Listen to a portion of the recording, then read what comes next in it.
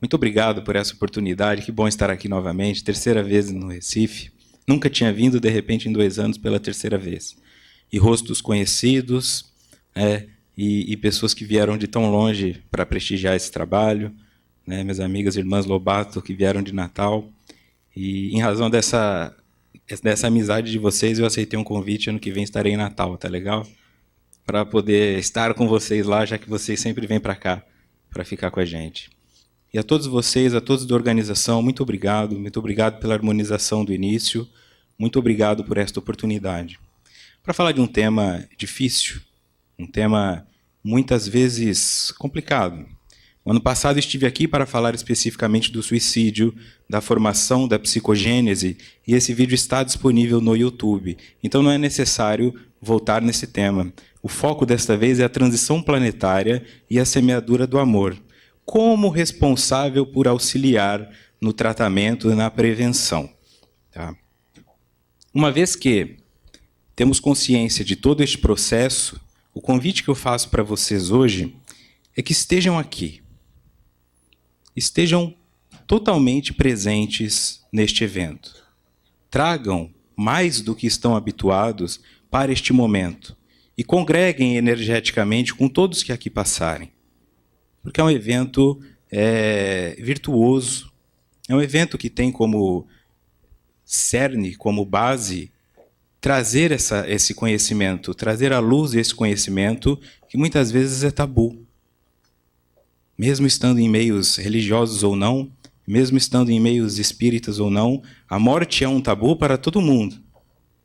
A morte dá medo, a morte assusta, a morte traz questionamentos, e o indivíduo pode estudar o reencarnacionismo e falar, eu tenho certeza que o espírito continua, mas basta vir uma angina que ele se desesperar, e meu Deus, não agora, né? Eu sei que continua, mas não agora. Então quando? Nunca. Nunca estaremos realmente prontos para isso. Sempre estaremos um pouquinho apegados enquanto não nos desconstruirmos destes tabus. Compreender aquilo que é da natureza, e o que é natural não pode ser ruim. O ruim é aquilo que é artificial, o ruim é aquilo que é sintético, o ruim é aquilo que nós manipulamos para que os nossos desejos sejam satisfeitos. Aquilo que é natural independe da nossa vontade. E é isso que veremos hoje. As erupções, sejam elas vulcânicas ou criminais. Tudo o que está acontecendo no mundo neste momento e como isso pode estar afetando. Qual a relação da transição planetária com o desejo, com a ideação suicida e com o cometimento do ato. Quando se conversa com pessoas mais velhas, principalmente aquelas que vivem no tempo onde tudo aqui era mato, onde elas vão, elas falam, no meu tempo isso aqui tudo era mato. Para essas pessoas, o hoje é sempre inferior. Na minha época, com a sua idade, eu já pegava enxada. Com a sua idade, eu já ajudava meu pai. Com a sua idade, eu não sei o quê. Então, teoricamente, eles tinham uma vida muito mais difícil no que diz respeito à atividade física e que nos diz respeito à disciplina. O pai só precisava olhar. E para o pai construir que só o olhar bastava, ele passou por umas salgadas no indivíduo. Se esses indivíduos que passavam uma existência teoricamente mais difícil, cometiam menos suicídio, por que essa geração de agora é mais propensa a isso? Uma geração que é criada dentro de casa, com ar-condicionado, que às vezes só precisa trabalhar com 27 anos de idade. Tem gente que com 27 nunca trabalhou ainda. Não, está lá fazendo a faculdade, depois a pós-graduação, depois o mestrado, doutorado. Ele vai ao mesmo tempo dar entrada na aposentadoria e pedir o primeiro emprego. Não é? Está desse jeito alguns já. A mãe já não aguenta mais. Chega, eu já estou cuidando do seu filho, já é meu neto e você ainda está aqui. Só que essa geração, ela ainda sofre, e sofre com coisas que eles dizem assim, isso é mimimi, isso é frescura, vocês não sabem de nada, vocês não sabem o que é sofrimento. Tem que haver uma relação. Tem que haver uma relação. E esta relação não pode estar associada com o empirismo, ou seja, não pode ter sido passada de pai para filho. Tem que haver uma alteração no tipo de espírito que está habitando o orbe neste momento. Não é possível que sejam os mesmos. Então, nós vamos compreendendo que existe uma transição planetária. E para ir deixando isso mais tranquilo, vamos começar pelo livro A Gênese, capítulo 18, Sinais dos Tempos. Este é o senhor Allan Kardec. O nosso globo, como tudo o que existe, está submetido à lei do progresso. Ele progride fisicamente pela transformação dos elementos que o compõem e, moralmente, pela depuração dos espíritos encarnados e desencarnados que o povoam. Ambos esses progressos se realizam paralelamente, porquanto o melhoramento da habitação guarda relação com o habitante. Isto é uma verdade plena. Se você tem casas para alugar, você sabe que, dependendo do indivíduo que mora lá, no fim do contrato você vai ter um prejuízo maior ou menor. Não adianta você pintar a casa toda bonitinha se quem mora lá é bagunceiro. Então não adianta a Terra ser um lugar maravilhoso se os seus habitantes não são. Então essas transformações, que diz respeito aqui parte do processo de transição, incluem também catástrofes naturais. Não por acaso estamos vendo tantos furacões, tantas coisas acontecendo, e tsunami, coisas que talvez não se ouvissem. Até quando? Quanto tempo levou para que você ouvisse falar em tsunami pela primeira vez?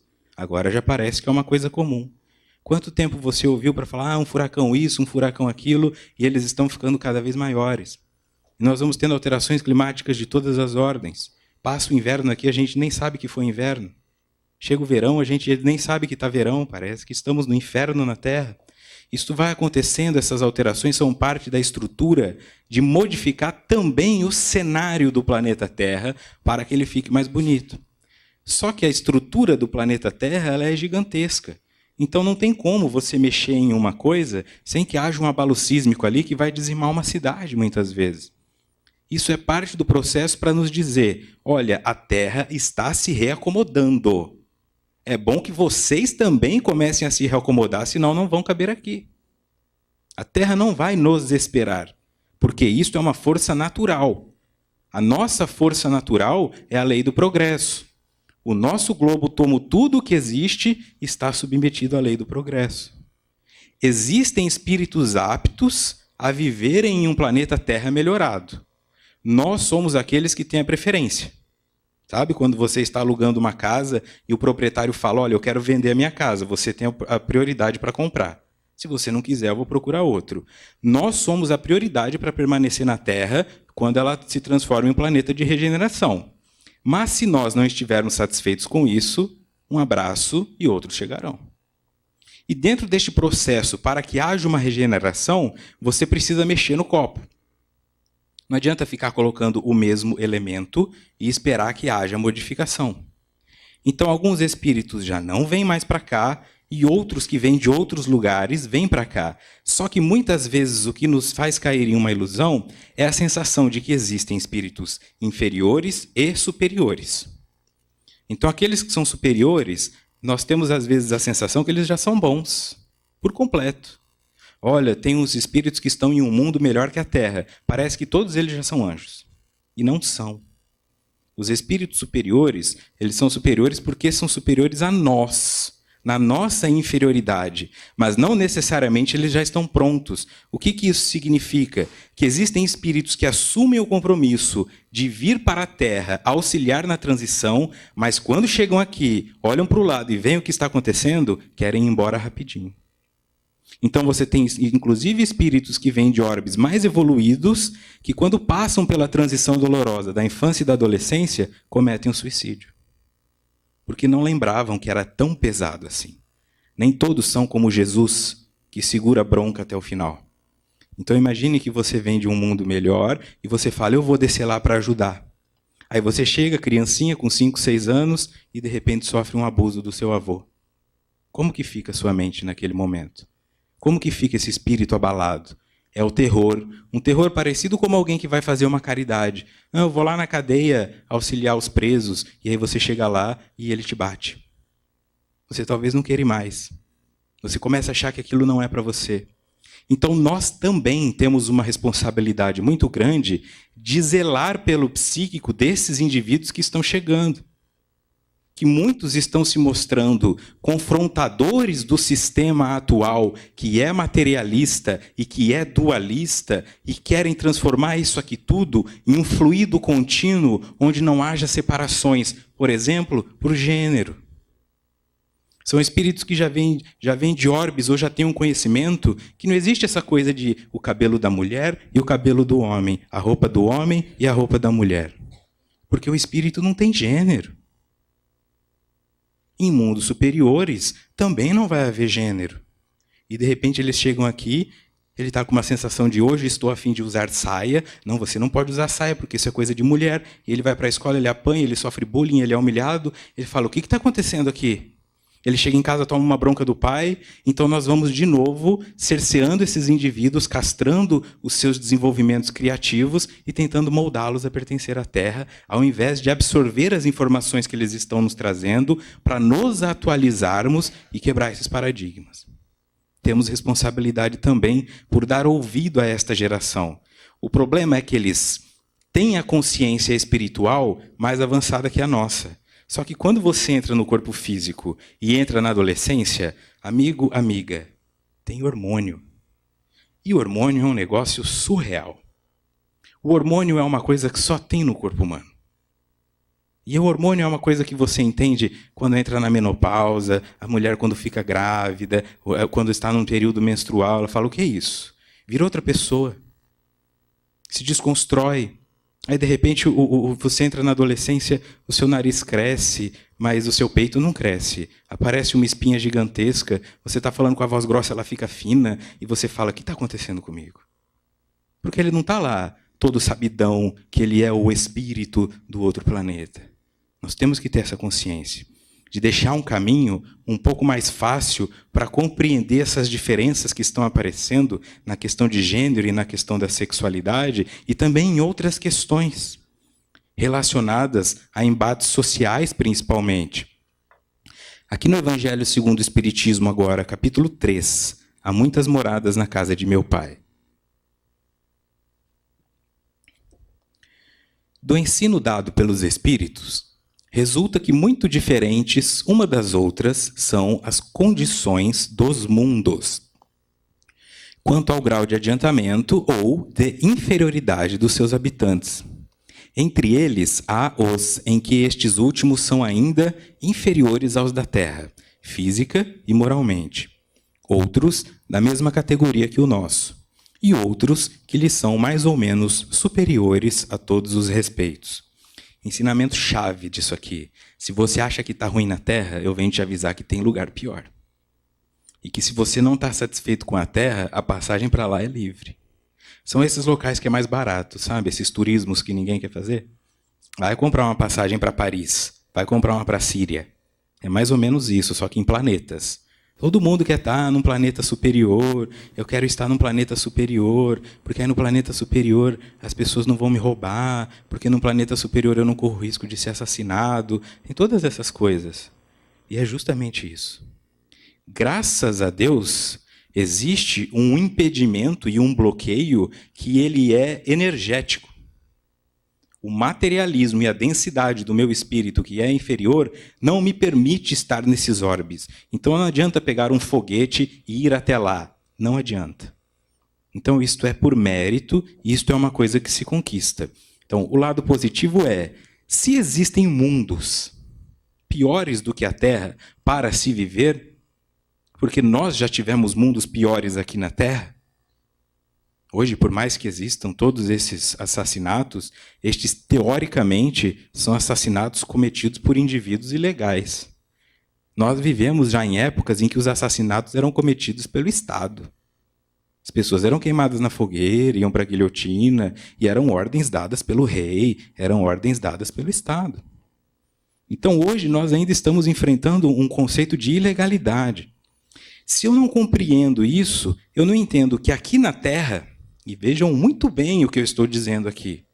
Aqui na Terra, para alguns indivíduos que estão em pleno sofrimento de ignorância, eu já posso ser um Messias.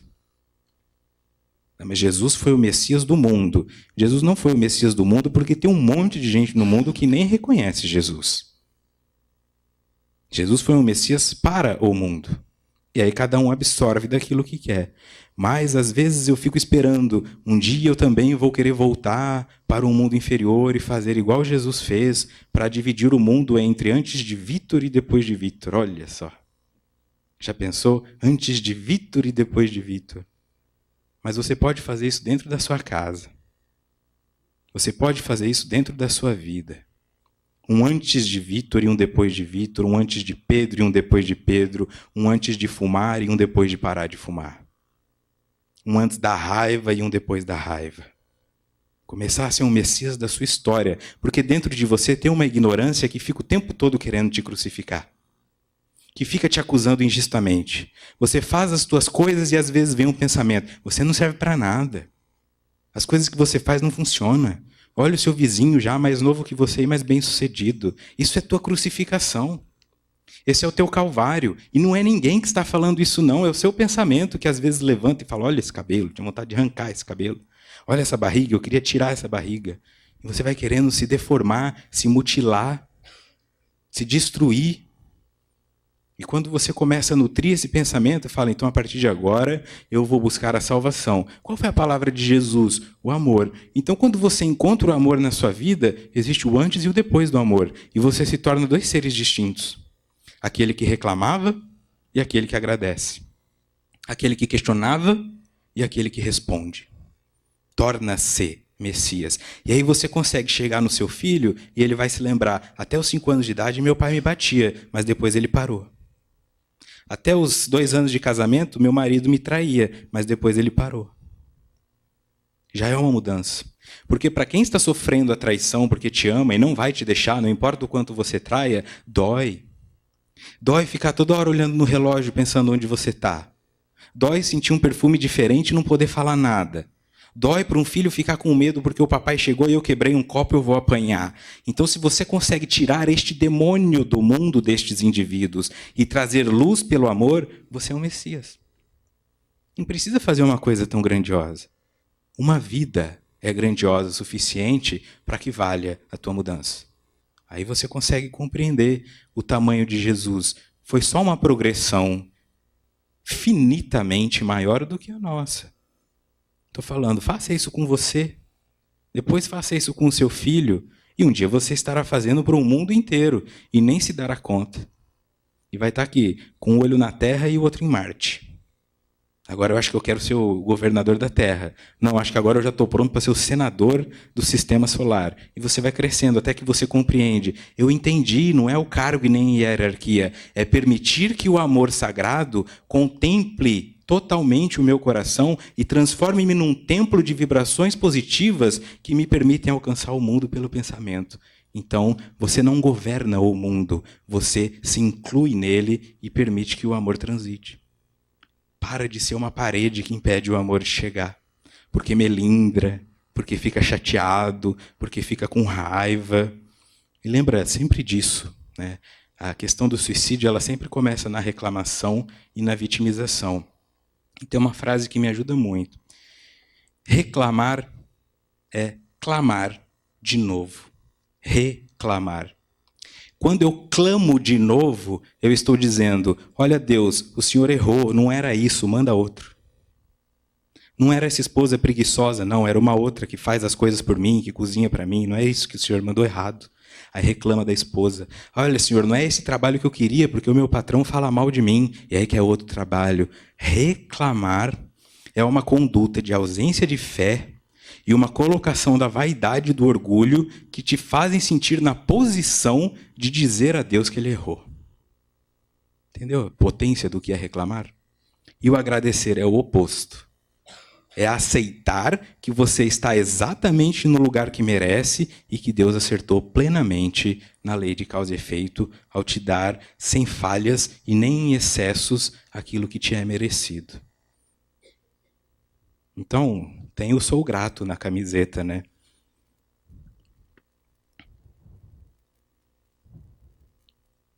Voltando em A Gênese. O progresso da humanidade se cumpre, pois, em virtude de uma lei. Ora, como todas as leis da natureza são obra da eterna sabedoria e da presciência divinas, tudo o que é feito dessas leis resulta da vontade de Deus, não de uma vontade acidental e caprichosa, mas de uma vontade imutável. A Gênese capítulo 18. Isso aqui Porque às vezes eu falo assim, o Vitor falou esse negócio de reclamar, mas eu não... Quem é o Vitor para falar isso, né? Kardec falou. Não, então agora vale. Kardec falou, então vale. Ele está dizendo, todas as leis da natureza são obra eterna da sabedoria e da presciência divinas. Tudo o que é feito dessas leis resulta da vontade de Deus. Não existe o reclamar. Não existe o duvidar. Não existe o discordar. O sentimento que te faz ter ódio, ter raiva, vitimizar-se, colocar-se para baixo, ele pode muitas vezes estar ligado com questões do teu cérebro. Você não é culpado por isso. Mas um tratamento ideal, um tratamento correto, com fluidoterapia, com às vezes alopatia psiquiátrica, com terapia psicológica, com caminhada, com o que quer que seja, te ameniza. O que você precisa é enfrentar os sintomas quando eles são do corpo físico. Mas quando se refere ao espírito de reclamação, tem pessoas que você acompanha em rede social e aí faz frio. Eu odeio frio. Aí faz calor. Eu não aguento esse calor. Aí você pensa, você quer o quê então, né? Você quer que o mundo tenha um termostato para se adaptar à sua necessidade? Está sempre muito ruim. As pessoas são muito ruins. Eu não aguento ser empregado, eu quero ser patrão. Aí tem o patrão, eu não aguento mais essa empresa, eu vou vender e vou para a praia. Quem que está satisfeito no mundo? Quem que está coerente com a sua conduta? Você conhece alguém que reclama? Tem alguém perto de você que reclama? Sabe quem não reclama? Cachorro não reclama. Gato não reclama. Não reclama. Fica miando lá. Fala, eu não estou nem aí se você está com dor de cabeça. Eu vou miar, você coloca a minha ração, eu como, durmo no teu colo, e se você quiser ir ao banheiro, você espera eu acabar de dormir para se levantar.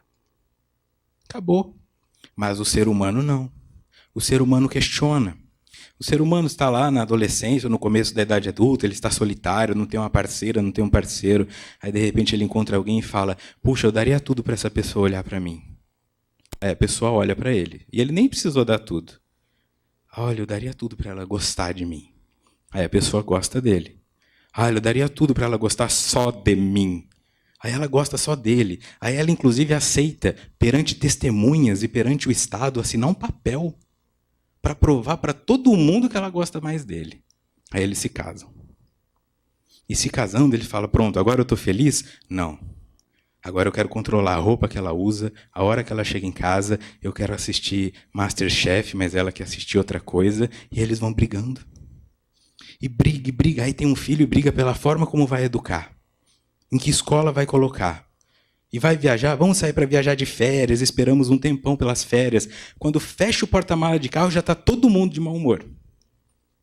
Briga para fazer as malas. Depois entra no carro e briga. Aí vai, fica quieto aí no fundo, estou com trânsito aqui. Aí chega no local onde tem um monte de gente que também ficou parada no trânsito, reclamando de tudo isso, no mercado reclamando porque tem fila.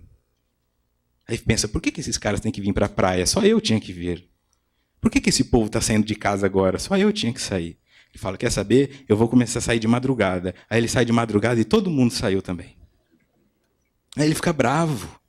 Então isso vai gerando uma desconexão com as nossas escolhas, que parece que a vida é uma reclamação constante. Aí quando vem o sintoma, que o médico fala, olha, meu amigo, você tem 2 meses de vida? Aí a pessoa fala assim, mas só 2 meses? Eu não consegui fazer nada em 60 anos, o que eu vou fazer em 2 meses? Faz 60 anos que eu estou esperando minha vida começar, e agora o senhor me diz que eu tenho 2 meses, e aí começa. Aí o cara vive 1 ano, porque nesses 2 meses ele se agarra ao que sobrou de vida, ele para de reclamar, ele fica mais caridoso, então ele se cura internamente. Aí ele ainda vai falar que o médico errou. Não, o médico estava errado. Venci o câncer. É esse o movimento. É vencer algo que eu mesmo criei. Por isso essa virtude é uma virtude ilusória. É uma virtude que projeta uma entidade demoníaca fora de nós. Olha, eu sou viciado em crack e eu consegui vencer o vício do crack. Mas foi um vício que eu construí para mim. Então, às vezes, para ter essa sensação de vitória, inconscientemente, eu crio o problema, me afundo neste problema, para depois sair falando, eu dei a volta por cima. Mas foi você quem se pôs por baixo. Então, para que esperar ficar ruim? Eu não aguento meu filho entra e bate a porta. Aí o filho faz 16 anos e fala assim, mãe, estou saindo de casa, não aguento mais a senhora. Aí ela fala, eu não aguento minha casa sem meu filho, eu sinto falta até dele bater na porta. E não é? Quantas vezes a pessoa não sente falta da implicância? Vai falar com a pessoa que está viúva, ele tinha umas coisas irritantes, mas agora eu sinto até falta. Então, assim, vai um conselho, você vai sentir falta dessas coisas irritantes. Vai sentir falta. E não se iluda, você é irritante também. Tem coisa que você faz que é muito irritante. Eu sei. Estou vendo daqui. E isso é o que te une a nós, e não o que te separa. Porque tem coisa mais irritante do que alguém que não faz nada irritante? Olha, o cara não tem problema nenhum, não faz nada irritante, não dá nada errado para ele. Isso irrita. Então, o que não irrita? Nada. E o que irrita? Tudo. E qual que é a minha conduta neste meio? Abraçar este caos e fazer a minha parte para que ele se organize. Aceitar que não vai ser uma convivência plena, que não vai ser uma convivência fácil. Pense, por exemplo, o que o Walt Disney tenta nos trazer, é que existe um mundo de Branca de Neve, que ela abre a janela da cozinha, entra um passarinho, né, um passarinho azul cantando, aí ela pega uma torta e fica dançando com o passarinho, você abre a janela da tua casa, entra um passarinho, pega a vassoura, sai daqui, sai daqui. O passarinho não entra cantando. Aí ela convive com 7 anões e se casa com um indivíduo. E dentro desses 7 anões tem um que é ranzinza, tem outro que é preguiçoso. Imagina uma convivência com esses 7 anões. Eles brigaram muito. Teve um momento que a Branca de Neve brigou com alguns desses anões, eles brigaram entre eles se separaram, ficou 3 de um lado, 4 do outro. Isso não vem para nós. Mas a realidade é essa. Teve momentos que devem ter se questionado várias coisas. Teve momentos que a Branca de Neve ficou irritante, que o príncipe pensou, por que eu fui te beijar? Podia ter passado reto, minha intuição disse para passar. Isso tem que chegar para nós. A construção do que é real. A construção do que é insuportável para que nós possamos falar, ufa, ainda bem que eu estou casado, ainda bem que eu trabalho ainda bem que eu tenho um filho normal. Porque o normal aqui é ter certos desequilíbrios. O anormal é manter-se estável. Isso é anormal. Nem Jesus manteve-se estável, porque quando ele entra no templo e vê os vendilhões, ele rodou a baiana. Ele não ficou quietinho lá e falou, pessoal, por favor, se retirem. Ele pegou os chicotes lá, que era aquele instrumento que fazia os animais andarem e sentarem, que era o que domesticava os animais, e chacoalhou o negócio para sair animal carregando tudo, e foi destruindo, gente gritando, e criança correndo, e gritaria, e gente ajoelhando, e cabra para lá. Jesus! Então por que eu vou ficar me cobrando? Eu tenho que ser sereno, eu tenho que ser calmo, eu tenho que ser perfeito. Isto é algo que você conquista, não é algo que você tem que.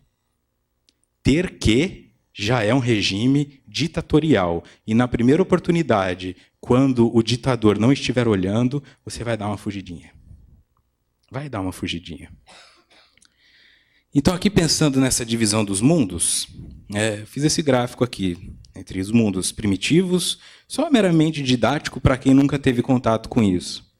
Mundos primitivos, primeiras encarnações humanas. Provas e expiações, predomínio do mal. A Terra é um planeta de provas e expiações, transformando-se em um planeta de regeneração. Regeneração, término das expiações e ganho de novas forças. Vai acabar as expiações, mas a prova continua. Não dá para colar. E o amigo não faz. E ninguém põe o teu nome na lista de chamada. Você tem que vir. Então ainda vai ter prova, mas não tem expiação. Mundos ditosos, predomínio do bem.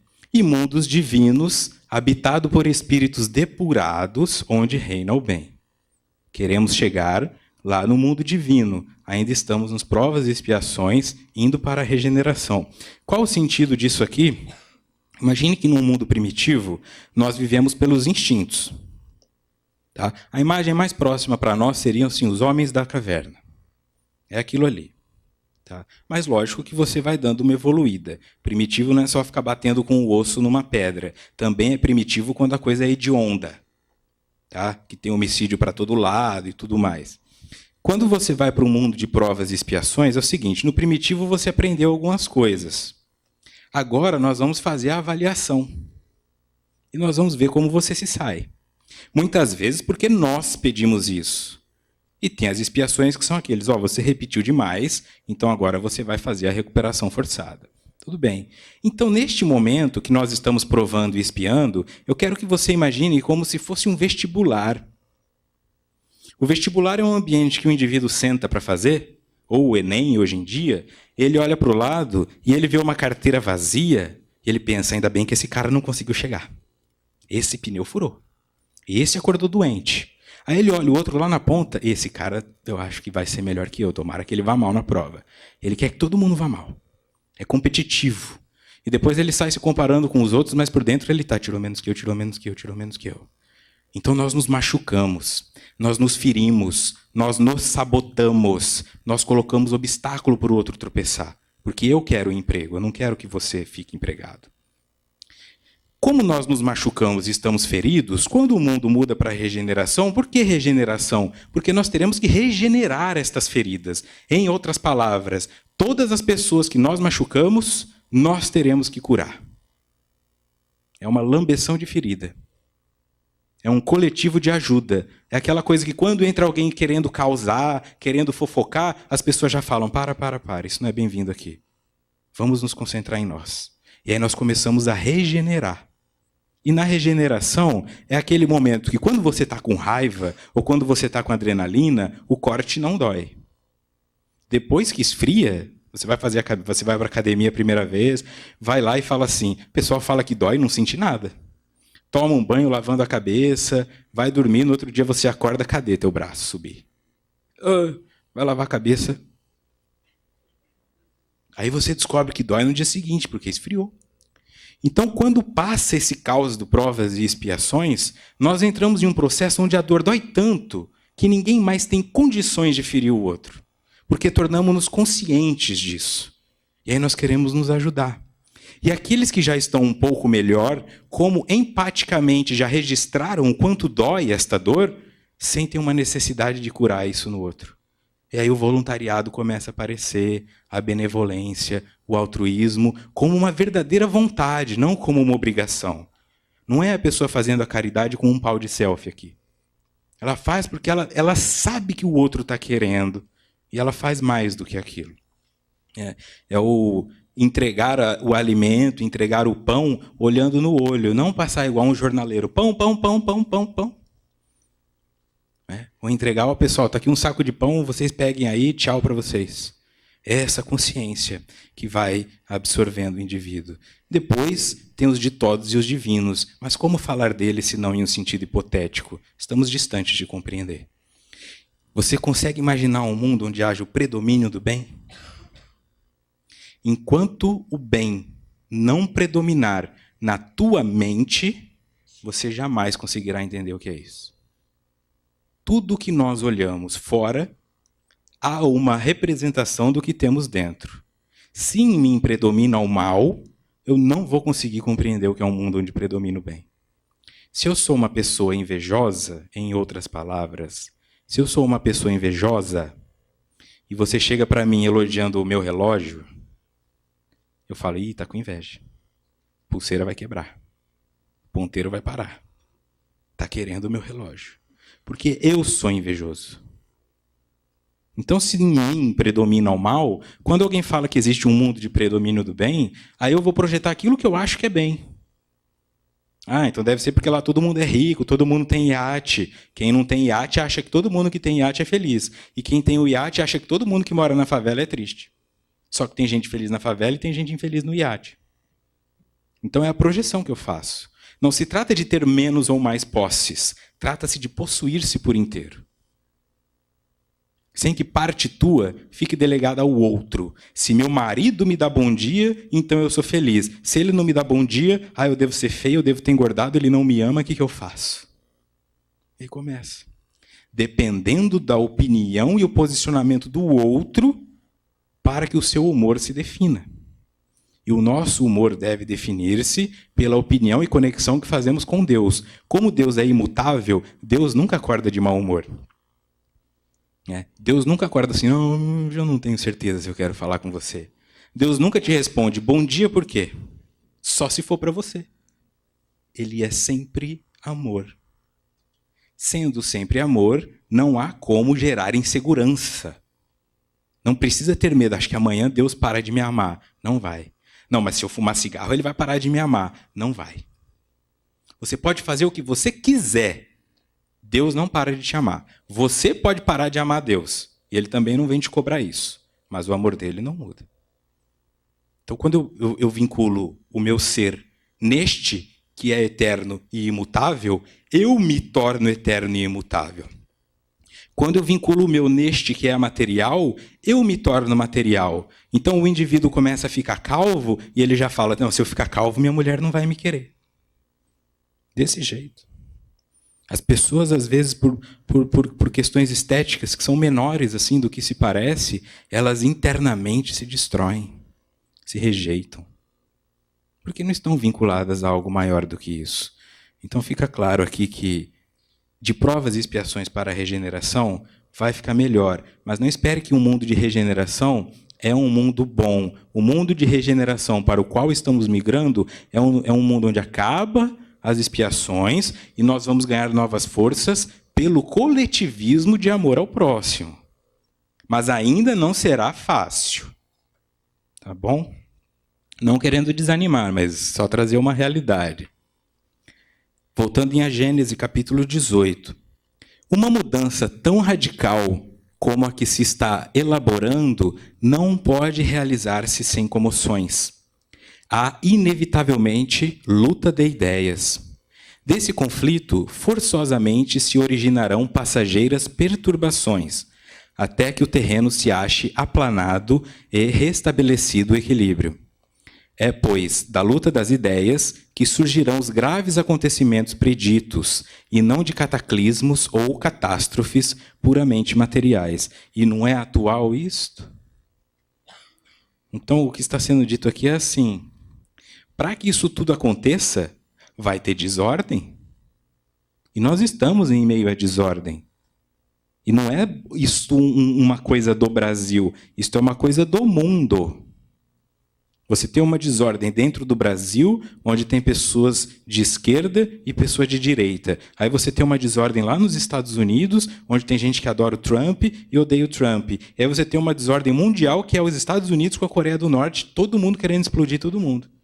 E a Rússia de um lado, e a China do outro lado, e o Japão do outro lado, e está todo mundo assim, com um pé atrás, com um dedo na bomba, esperando para tomar uma decisão. Países de primeiro mundo que não estão em paz. E aí, quando eles ficam em paz, vem um furacão e devasta tudo. Não tem paz. Esta ausência de paz, essa ausência de questionamento, né, essa ausência de certezas e esse impositivo que às vezes é natural, traz essa noção que estamos tendo aqui. Uma mudança tão radical como a que se está elaborando não pode realizar-se sem comoções. E aqui é onde vai entrar, em meio a esse caos, a tendência suicida. Porque as pessoas estão se odiando. Se odiando. Em razão de posicionamentos políticos, em razão de posicionamentos econômicos, em razão de sexualidade. Se odiando. Se agredindo. Os comentários que eu vejo, às vezes, em uns posts assim de Facebook é uma coisa abominável. As pessoas não estão mais com medo de se exporem, não. Elas estão falando mesmo. Desejando coisas abomináveis umas para as outras, porque isso está acontecendo. Deste conflito se originarão passageiras perturbações. Passageiro para os espíritos que enxergam na eternidade, mas para nós que estamos aqui, não é da noite para o dia. Pode ser que essa encarnação toda nossa seja uma encarnação assim. De briga, e de briga, e de briga. Até que nós venhamos a compreender que esse processo aqui é parte da limpeza. E este momento da comoção, este momento do acolhimento, é onde os indivíduos têm que ser acolhidos, onde os indivíduos têm que ser trabalhados, mas que, infelizmente, muitos estão se aproveitando para transformá-los em massas de manobra. Para entrar na mente das pessoas, colocá-las voluntariamente em uma linha de frente por uma guerra que ninguém está lutando a não ser elas mesmas.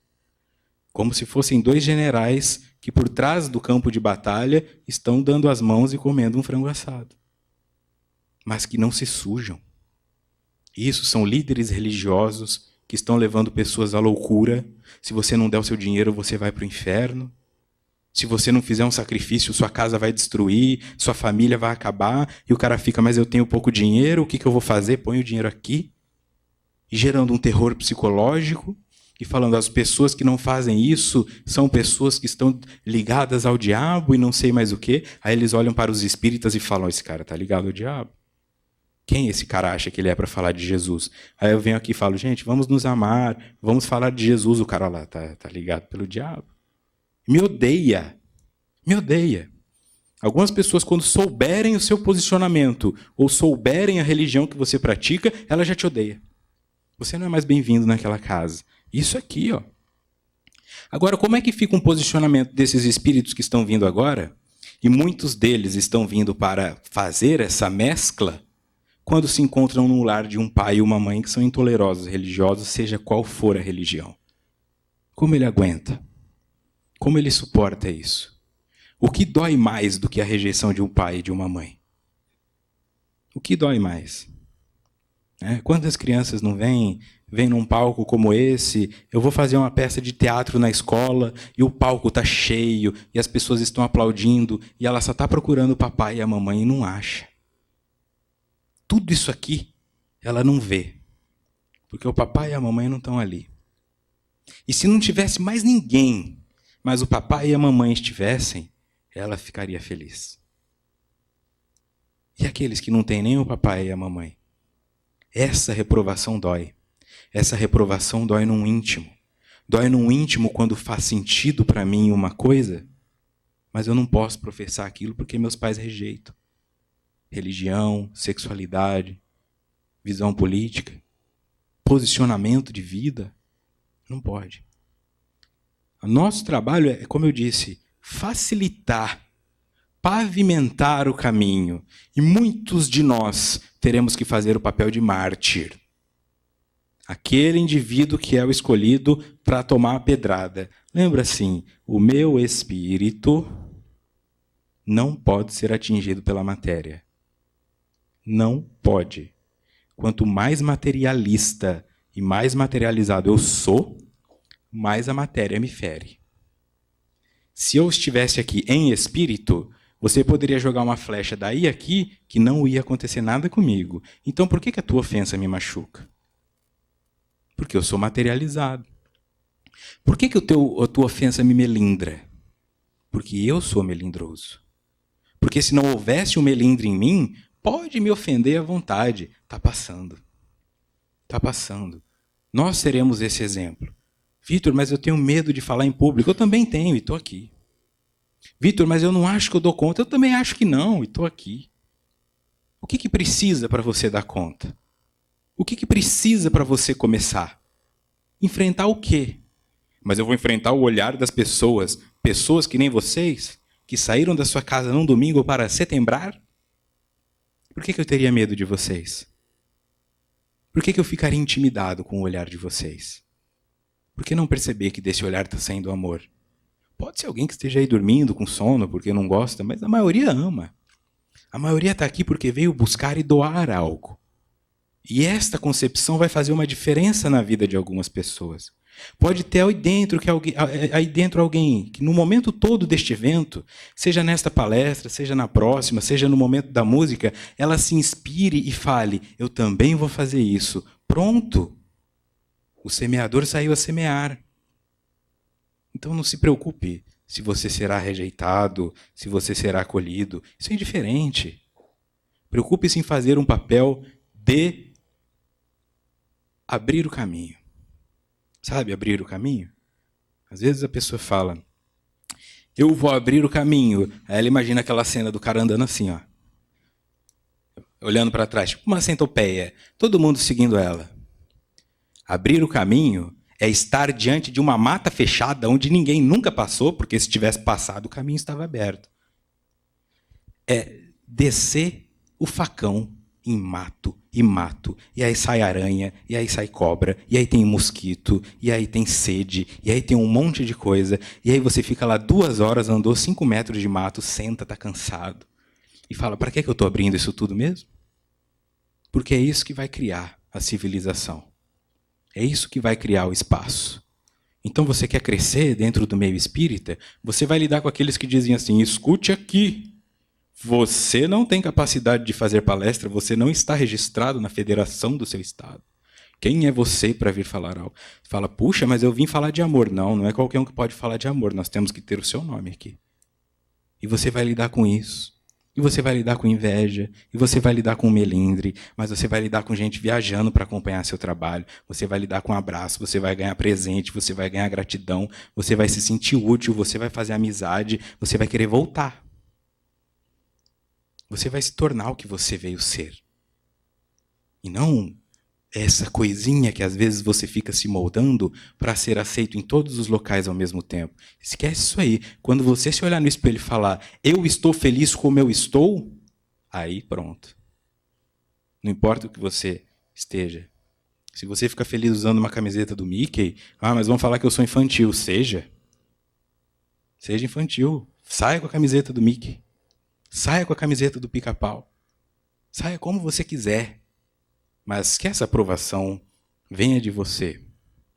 No livro Transição Planetária, Manuel Filomeno de Miranda traz o seguinte. As criaturas que persistirem na acomodação perversa da indiferença pela dor do seu irmão, que assinalarem a existência pela criminalidade conhecida ou ignorada, que firmarem pacto de adesão à extorsão, ao suborno, aos diversos comportamentos delituosos do denominado colarinho branco, por um largo período não disporão de meios de permanecer na Terra. Então, assim, Brasília vai virar uma cidade fantasma, né? Vai virar ruínas, o pessoal vai visitar, igual vai lá na Grécia. Olha, aqui outrora foi a capital do Brasil. Olha como essas coisas são atuais. Não se meta com isso. Eu falo isso nos estudos que eu faço. Não deseje ódio para esses políticos. Pode sentir um pouquinho de raiva, porque ninguém é de ferro, mas de ódio eles não precisam, porque eles já estão tão cheios quanto as malas de dinheiro. Porque tem que ter muito ódio pelo mundo para tirar o dinheiro de um aposentado. Tem que ter muito ódio pelo mundo para deixar uma criança sem estudo. É muito ódio. Então, se você manda ódio para esses indivíduos, bate e cai no chão, porque não cabe mais. O que eles não têm é amor. Não tem amor. O amor deles está condensado, canalizado no próprio ego e transformou-se em um egoísmo religioso, onde eles cultuam as próprias vontades e os desejos. Então, eles são fanáticos por eles mesmos. São terroristas. Fanáticos. Só que andam para lá e para cá, e algumas pessoas ainda chamam ele de doutor. Porque o Brasil tem essa cultura. Então você é um palhaço? Nada contra o palhaço, mas você é um palhaço de circo. E é conhecido por ser um palhaço de circo. Aí o pessoal te chama de tiririca, por exemplo. Por exemplo, não estou citando ninguém. Aí, de repente, você ganha uma eleição e coloca um terno. Aí as pessoas vêm te entrevistar, deputado senhor Tiririca. Então o negócio é assim, se você colocar um terno, você vira doutor, vira senhor. Não é? Se colocar um jaleco, então, vai de pipoqueiro a neurocirurgião. Mas é a tua vestimenta que vai te definir. Então a questão é, não haverá espaço para esses indivíduos, só que para que esses indivíduos sejam conhecidos, é necessário que haja espaço para que eles atuem. Eles precisam, eles estão nadando num mar de dinheiro, eles estão nadando em um mar de poder. Só que eles se afogarão nisso. Eles ficarão ilhados, isolados. Então imagine que você está lá no seu iate, e aí você fala, eu vou desbravar o oceano, e sai andando no seu iate, e naquele iate tem champanhe caro, e naquele iate tem todo o seu dinheiro, e naquele iate tem tudo o que você precisa. E aí esse iate quebra perto de uma ilha deserta. O que você vai fazer com aquele dinheiro? Vai dar R$5 para o macaquinho? Ô macaquinho, me traz um coco. Não vai fazer nada. É o que vai acontecer com esses indivíduos. Todo esse poder que eles têm, quando eles concluírem, quando eles chegarem onde eles precisam estar, não vale de nada. Então você imagina o tamanho da abstinência que eles sentirão. Imagina você no umbral tentando tirar uma nota de R$50 e o cara fala, mas o que é isso? Isso aqui não vale nada. Aí o outro aponta lá, você não é o cara que roubou o dinheiro da merenda? Não sei, vou ter que falar com o meu advogado. Teu advogado está chegando aqui, aí vem um outro ali com um porrete na mão. Acabou? Essa é a justiça. É uma coisa que eu sempre falo. Tá? No mundo espiritual, nos planos inferiores, do umbral para baixo, do que quer que você entenda, não existe direitos humanos. Ali a coisa acontece. Ali o indivíduo paga. Tá? Então o nosso trabalho é diminuir a nossa vibração, porque esses indivíduos não precisam dela. Para que eu vou pegar um ódio, gerá-lo em mim como se fosse um bebê que eu estou gestando, para dar para um indivíduo que não tem espaço para recebê-lo? Então eu gero amor, jogo para esse indivíduo, porque amor eles têm espaço de sobra. No fim eu me sinto mais amado, e ele lá na frente, quando ele se pegar na pobreza e na miséria do desencarne pós-corrupção, ele vai olhar no bolso e vai ter lá uma moedinha do amor que eu dei. Que foi a oração que ajudou o André Luiz, por exemplo, em nosso lar. Daquela senhora que ele se irritava de atender. Você pode ser essa pessoa, por mais difícil que seja, mas é o tamanho da nobreza. A cegueira que esses indivíduos estão, tá?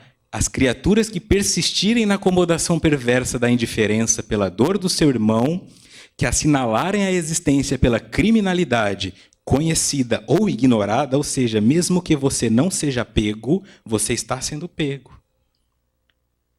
Que firmarem pacto de adesão à extorsão, ao suborno, aos diversos comportamentos delituosos do denominado colarinho branco, por um largo período, não disporão de meios para permanecer na Terra. E aqui inclua-se os líderes religiosos de qualquer religião que estão extorquindo dinheiro das pessoas. Mesmo que seja empurrando livros forçadamente. Mesmo que seja nesse caso. Não, nós vamos fazer um evento aqui, mas ele custa R$100 e não tem sentido beneficente nenhum. E aí você ganha um livro. Não, mas eu não quero esse livro. Não, mas se você quer ver o Vitor falar, você vai ter que pagar essa quantia. Mas o Vitor veio de graça, eu sei que ele veio de graça, mas o problema é do Vitor. Você compreende? Então esses indivíduos estão aí, achando que tudo bem, achando que pode. O nosso trabalho é achar que não. O nosso trabalho é combater. O nosso trabalho é não deixar que isso aconteça e não alimentar essa conduta. Novamente em A Gênese. A humanidade tem realizado até o presente incontestáveis progressos. Os homens, com a sua inteligência, chegaram a resultados que jamais haviam alcançado, sob o ponto de vista das ciências, das artes e do bem-estar material.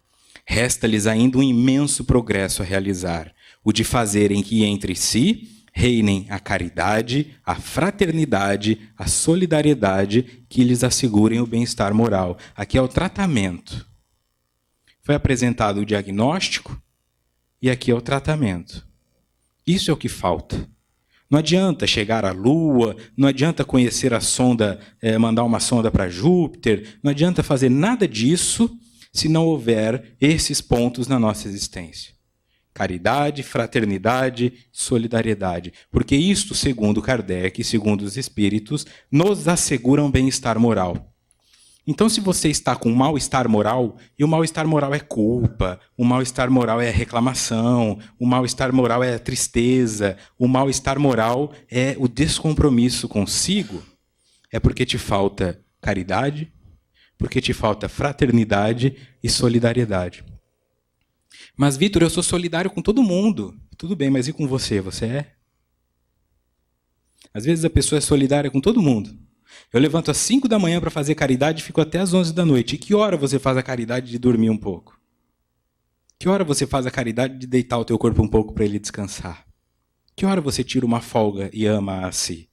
Que hora você se leva para fazer uma atividade física? Que hora você se leva para jantar?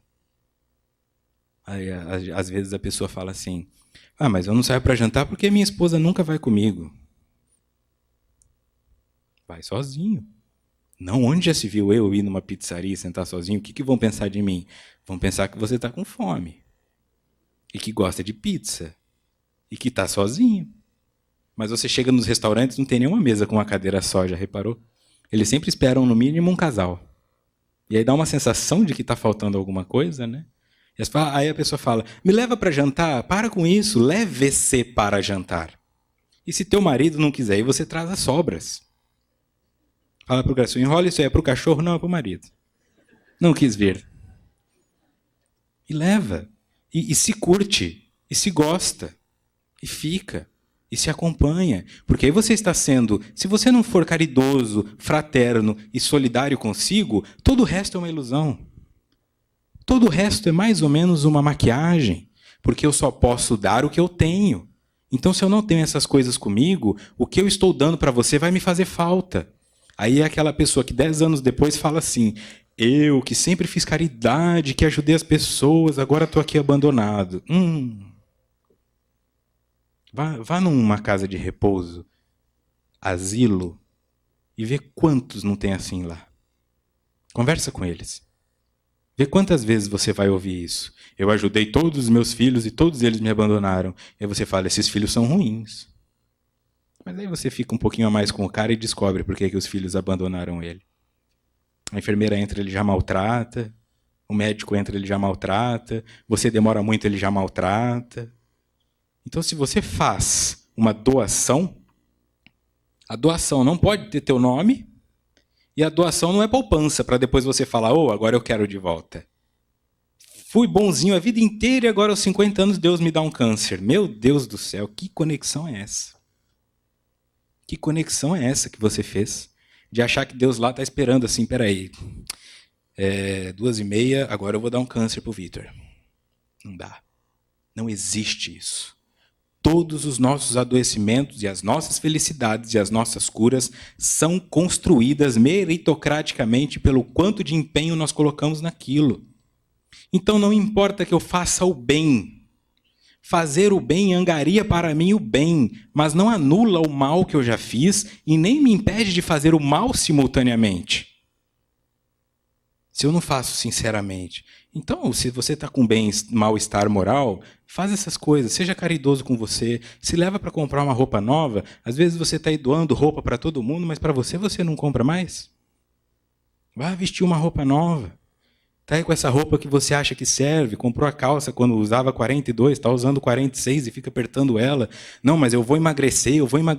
Se você emagrecer, você usa outra, mas compra uma 46. Para de se judiar para entrar nessa calça. Para de usar essa camiseta que você tem que ficar assim, puxando, porque ela sobe, porque ela desce, porque ela está apertada. Se você for amarrar o tênis, ela rasga nas costas, igual o Hulk. Isso é caridade com você. Isso é amor próprio, isso é gostar, isso é se cuidar. E parte daí. Agora foi... No texto Transição Planetária, psicografado no dia 13/11 de 2010, em Los Angeles, Dr. Adolfo Bezerra de Menezes. Sabemos das vossas dores, porque também passamos pela terra e compreendemos que a névoa da matéria empana o discernimento. E muitas vezes dificulta a lógica necessária para a ação correta. Mas ficai atentos, tendes compromissos com Jesus. Ser espírita é encontrar o tesouro da sabedoria. Ficais atento, tendes compromissos com Jesus. E Jesus não é um cara, Jesus não é um agiota que vai te bater se você não cumprir o compromisso. Não é nada disso. Ele é um indivíduo que já está à frente, mostrou como fazê-lo e disse que é através dele que se chega a Deus.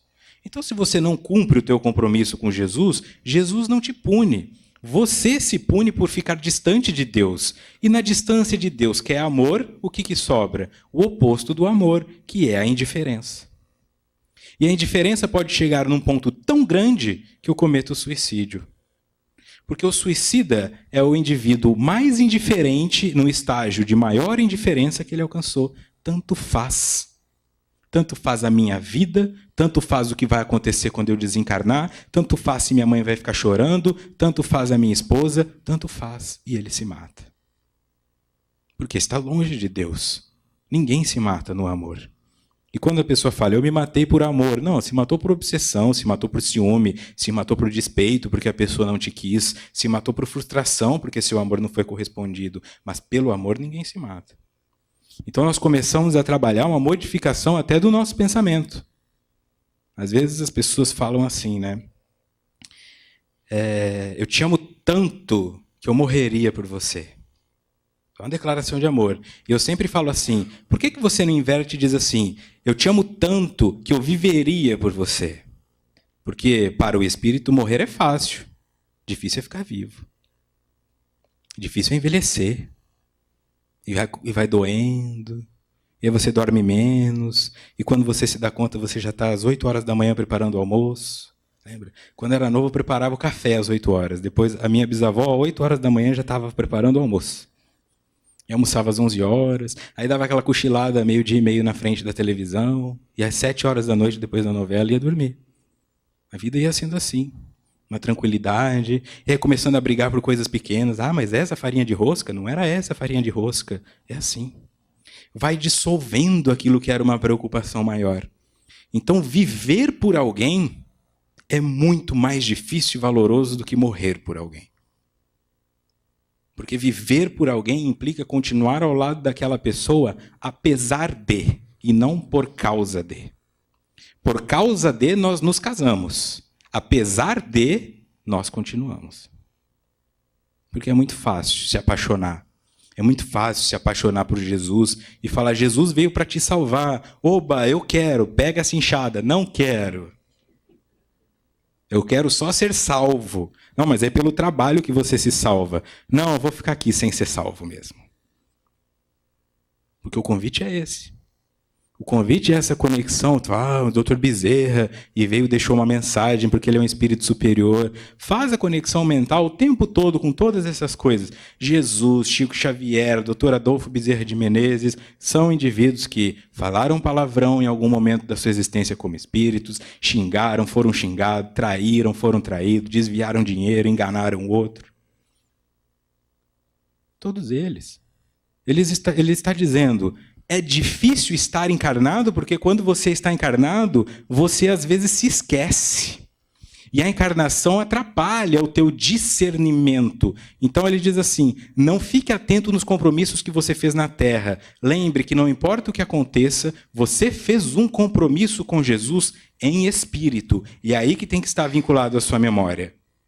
Isso vai te manter vivo para sempre. Porque quando vier o desejo, a ideação suicida, você se lembra, eu não posso decepcionar-me me afastando de Deus mais uma vez. Só está doendo porque eu fui para longe dele. Ir para mais longe não vai diminuir a dor, só vai aumentá-la. E aqui para fechar essa parte, a grande transição, texto de Joana de Ângeles, presente na revista Presença Espírita, número 256. A dor momentânea que fere convida-nos, por outro lado, à observância das necessidades de seguir a correnteza do amor no rumo do oceano da paz. Logo, passado o período de aflição, chegará o da harmonia. Até lá, que todos os investimentos sejam de bondade e ternura, de abnegação e de restrita confiança em Deus. Passado o período de aflição, chegará o da harmonia. Até lá, que os investimentos sejam de bondade. Ela está dizendo assim, vai passar o período de aflição, mas às vezes a pessoa pensa, então se eu ficar aqui escondido, vai passar. Não. Até isto, e para que isto aconteça, você vai ter que fazer investimento. E todo investimento traz risco. É investimento. Você vai investir no amor, mas pode não ter o amor de volta. Você vai investir em você, mas pode não ter o resultado que espera. Mas é um investimento. Não vai passar. Se a Terra mudar, se todo mundo mudar, mas você não mudar, te mudam daqui. Não, os incomodados que se mudem. Os incomodados que mudem a si. Porque senão começarão a incomodar o mundo. E aí o mundo muda você. E muda forçosamente pela expiação. Que é uma dor que não se precisa experimentar. Então, para que abusar da fartura Quanto mais você abusa da fartura às custas da fome do outro, mais fome você está colocando na tua conta. Aí vai ter que nascer naquelas casas assim que o cara divide um grão de arroz em dois. Porque a mãe amorosa ainda faz isso. O espírito ainda tem a misericórdia de Deus e fala para ele: você tem que passar pela pobreza de não ter o que comer. Mas você vai ter um espírito que vai dividir metade do arroz com você. E aí depois ainda reclama da mãe. Né? Ainda reclama que não foi abençoado. A concepção maior aqui, o convite, é que o amor, e nenhuma outra manifestação é tão poderosa para curar a ideação suicida, é tão poderosa para curar a tristeza e trazer o indivíduo à vida, porque o amor é Deus. E não se pode matar Deus. Quando eu estou pleno de Deus, pleno de amor, eu sou imortal. Eu tolero o AVC, eu tolero a paraplegia, eu tolero a pobreza, eu tolero a cicatriz que me deixou feio, eu tolero a amputação, eu tolero a traição, eu tolero a solidão, porque eu sei que eu tenho amor. E se você tem uma pessoa ao seu redor que não possui esse amor, e você tem este amor em você, divida. Não dê o resto, não dê uma parte, divida. Porque o que você dá, o que você divide, se multiplica. Esta metade que você dá vai se regenerar em um amor total, que é a gratidão dessa pessoa por você.